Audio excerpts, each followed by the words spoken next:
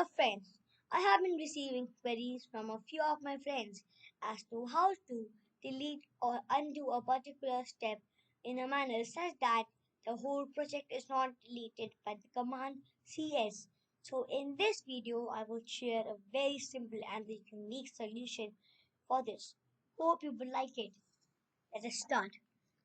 Well, I'm making a square. 300, RT90, FD100, RT90, FD200. What? So, I made a mistake. So, in this type, we have the command is pen erase. So now the turtle has been converted to a eraser. Now, uh, the length of it is 100, and I've written 200. So I have to do BK100. BK100 done.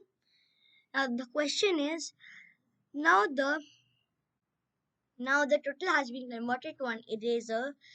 So we have to convert it to the eraser to a pen. So the command is Pennormal. Then now let's complete the square. RT 90 FT 100. Thank you guys for watching this video.